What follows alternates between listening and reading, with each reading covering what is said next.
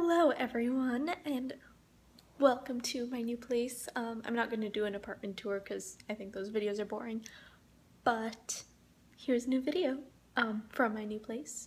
Here's a little view of some of the canvas frames I have and Coke, which I'm drinking. So today I'm going to do the Extraordinary Means book tag, which is for the recent release of Robyn Schneider's new book, Extraordinary Means, which is about two people with TB. I figured why not just go ahead and get into it. I have things written down for once, so yeah, long video.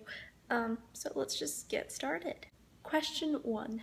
I would give up the internet for a month for a signed first edition of this book.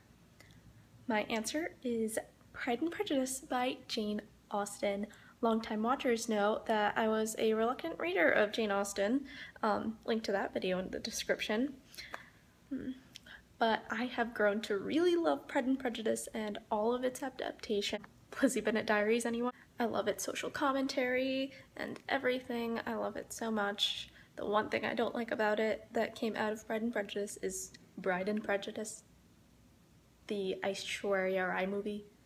It's terrible, but otherwise, I love Pride and Prejudice, and Jane Austen is amazing, and the things that have come out of, that have become as a result of Jane Austen are amazing.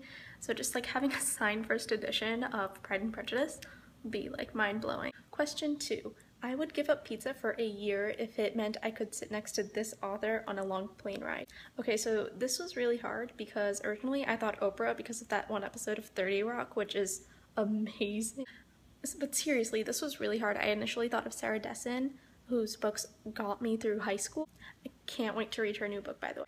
Then I thought about Chetan Bhagat because we could talk about India and Indians and NRIs and like how like being like sort of liberal-ish in a more conservative society and like all of that stuff, and just like the new generation of India, and it's because it's so interesting. Just like the dichotomy of India right now, it's so interesting. Like look into it if you haven't, like watch recent movies, like look into the literature. It's a really interesting time. And then I briefly considered J.K. Rowling, but then I realized I would just fangirl the entire plane ride, even though if it was like a plane ride from JFK to India, like Bombay, which is a 15-hour flight, I would just fangirl the entire time. Finally, of course, I decided on John Green, because I could talk to him about books and art and YouTube and the supposedly archaic form of the novel and the publishing industry, how new media could be a response to old media and how you can combine the two, and how libraries are awesome and how pennies suck and just everything, because I feel like I know him pretty well now because I've seen all the blog post videos. So yeah, John Green, love you, man. Love your books, love your videos. Be my friend. Or at least sit next to me on a plane, please. Question 3. I would sit through 1,000 hours of commercials if I could see this book turned into a Hollywood movie. I initially thought of Night Circus, but then I realized they could not do that justice ever at all. So then I realized Bel Canto by Ann Patchett. It's one of my favorite books of all time. The writing, the prose is just so beautiful. It's an interesting book about a hostage crisis, and it's written so beautifully and so suspensefully that it would just be amazing to see Hollywood try to do this. Just try to capture both the beauty and the suspense in one movie, because Hollywood's great at action genre and Hollywood's great at like beautiful movies too, but combining the two I think would make a really amazing movie.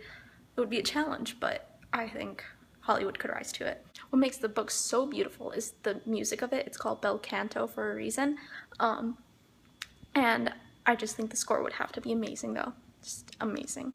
Question 4. I would never read a new book again if it meant I could live in the world of one of these books. Okay, so this was a toss-up between The Night Circus by Erin Morgenstern and The Land of Stories by Colfer. The worlds in these two books are so different, yet so intriguing in the same way.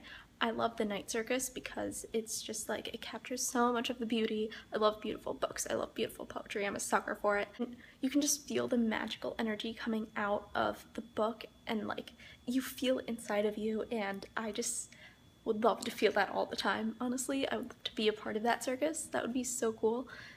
a lot of hard work, but really cool.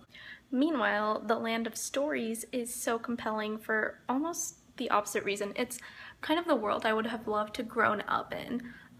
It's full of these fantastic, fun characters that like we've grown up with anyway through stories, because it's like a combination of all these fairy tales, like a lighter kids version of Once Upon a Time, I guess. I haven't seen that show, I wouldn't know. The interesting thing about Chris Colfer's book specifically, speaking of like fairy tales and stuff, is that the main characters can go into the land of stories and make-believe, and it's real, it's not make-believe, but then they can come out of it. So it's kind of like reading a book in that way. So you can go in to the fun world and out of it back into the real world, which is also fun.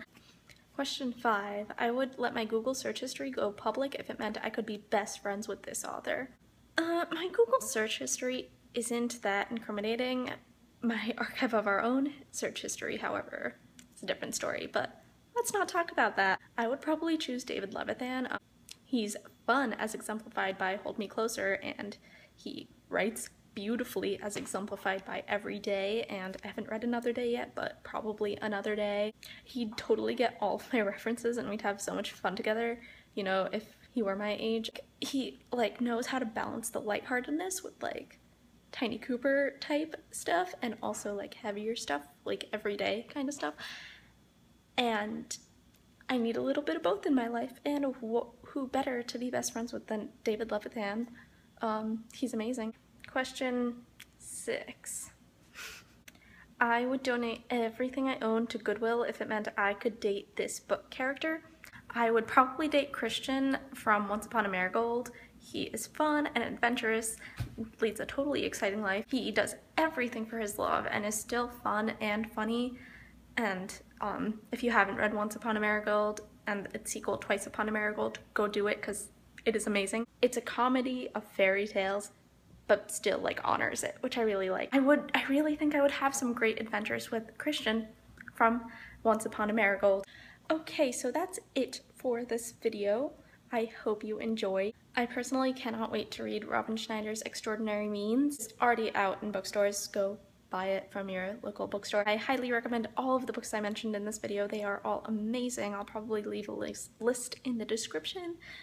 And that's it for today. I will see you next time. Bye. Arm sore is so much. I get these muscles.